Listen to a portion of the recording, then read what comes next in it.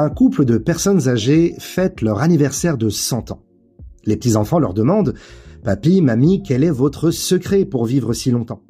Yaakov répond « Le jour de notre mariage, j'ai promis à votre grand-mère qu'à chaque fois que nous nous disputerions, je marcherai 5 kilomètres. » Et alors, voilà 75 ans que je marche presque tous les jours 5 kilomètres.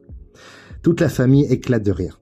Puis quelqu'un demande « Mamie, et toi, quel est ton secret ?»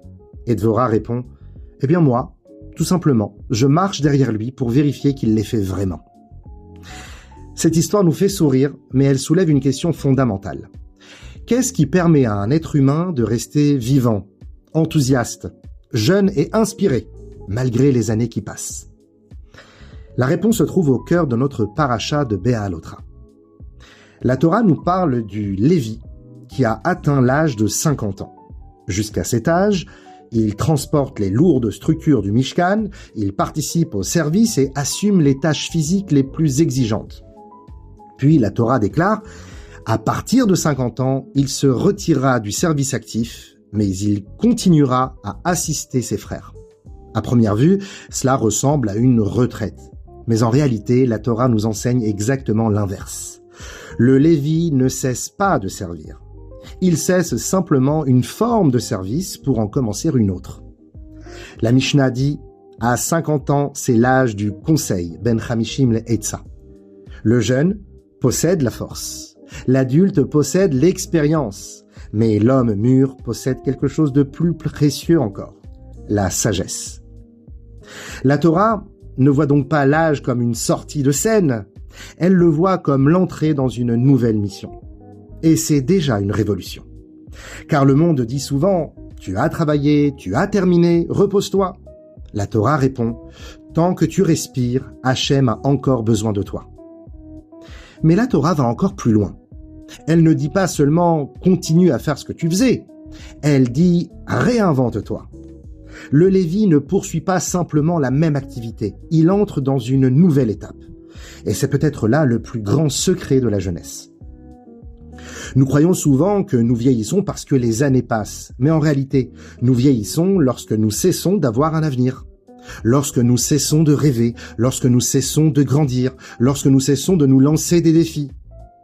La vraie question n'est donc pas « quel âge as-tu ?», la vraie question est « quelle montagne gravis-tu actuellement ?» Tant qu'un homme gravit une montagne, il est vivant. Le rabbi expliquait une idée extraordinaire.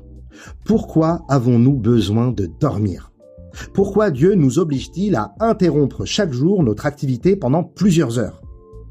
Et le rabbi répond, parce que l'homme n'est pas fait pour vivre aujourd'hui exactement comme hier. Chaque nuit met fin à une version de nous-mêmes et chaque matin doit permettre à une version nouvelle de naître. Le sommeil est un rappel permanent que la vie est faite de renouvellement. Et nous connaissons tous cette réalité. Combien de fois nous avons atteint un objectif dont nous rêvions ? Un diplôme, une réussite, un projet, une acquisition. Et quelques semaines plus tard, l'excitation disparaît. Pourquoi ? Parce que l'âme humaine est faite pour avancer. Le rêve cesse d'être un rêve lorsqu'il est réalisé.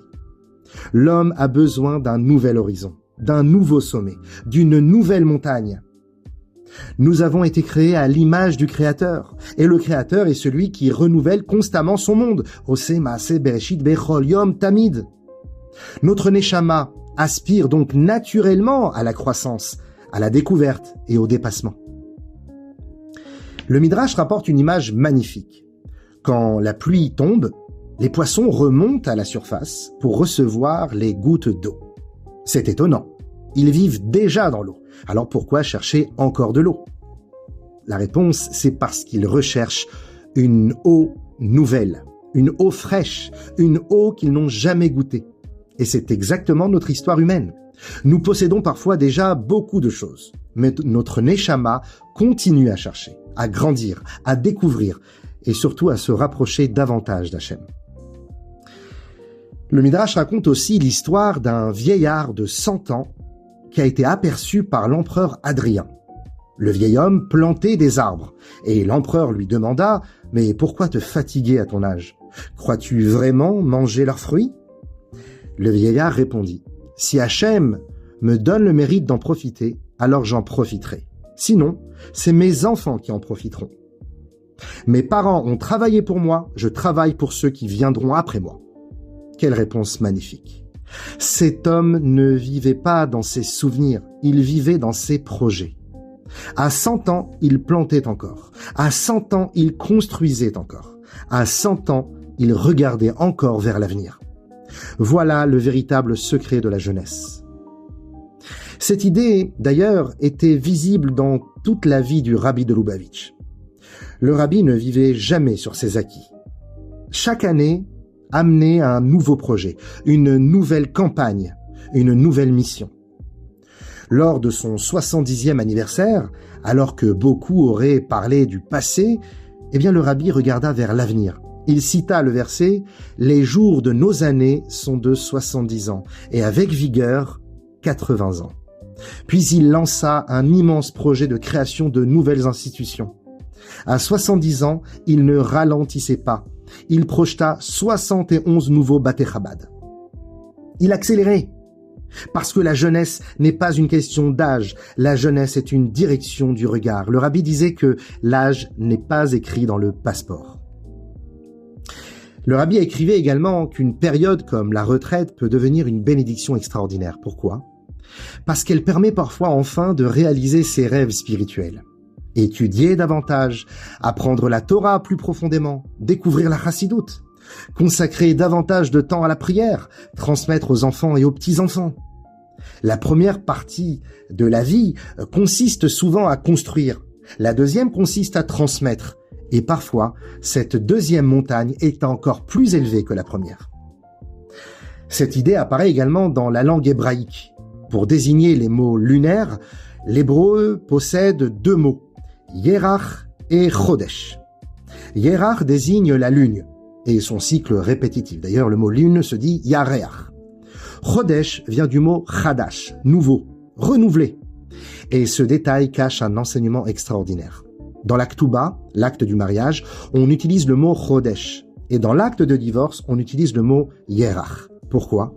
Parce qu'un mariage réussit lorsqu'il reste un Chodesh. Quelque chose de nouveau, quelque chose qui se renouvelle. Chaque jour, nous continuons à découvrir l'autre, à l'écouter, à l'honorer, à le surprendre. En revanche, lorsque la relation devient uniquement un cycle répétitif, une habitude, une routine, alors le danger apparaît. J'ai entendu un jour un écrivain israélien marié depuis plus de 50 ans et on lui demanda « Mais quel est votre secret ?» Et il répondit simplement « Nous nous marions chaque jour à nouveau ». Quelle phrase magnifique. L'amour ne vit pas du passé, il vit du renouvellement. Permettez-moi de terminer avec une histoire bouleversante. Le Rav du Kotel, Rav Shmuel Rabinovitch, raconte qu'un de ses amis, le sénateur juif canadien Jerry Grafstein, l'appela pour son 80e anniversaire. Le sénateur lui expliqua qu'il lançait un immense projet commercial en Extrême-Orient et lui demanda donc une bénédiction. Le Rav fut surpris. À 80 ans, commencer un projet de cette ampleur ? Alors le sénateur lui raconta une rencontre qui l'avait bouleversé et qui avait changé sa vie. À 50 ans, il traversait une profonde dépression. Il avait l'impression de ne pas avoir accompli suffisamment de choses. Son épouse lui conseilla alors d'aller rencontrer le rabbi. Pendant l'entretien, le rabbi lui demanda « Qui fut le plus grand dirigeant du peuple juif ?»« Moshe Rabbeinu. » « Et à quel âge a-t-il commencé sa mission ?» Le sénateur ne savait pas. Le rabbi répondit « À 80 ans. » Puis il ajouta « Moshe ne regardait jamais derrière lui pour demander « Qu'ai-je déjà accompli ?» Il regardait devant lui et demandait « Qu'est-ce qu'Hachem attend encore de moi aujourd'hui ?» Et le rabbi conclut par une phrase qui transforma sa vie. « Tant qu'un homme regarde devant lui, il est jeune. Lorsqu'il ne vit plus que dans ses souvenirs, alors il devient vieux. » Le sénateur dira plus tard « Ces mots ont été pour moi un élixir de vie. » Alors mes chers amis, voilà peut-être la plus belle définition de la jeunesse. La jeunesse n'est pas un âge, la jeunesse est une mission, la jeunesse est une direction. La jeunesse est la capacité de regarder vers l'avenir. Un homme peut avoir 20 ans et être déjà vieux.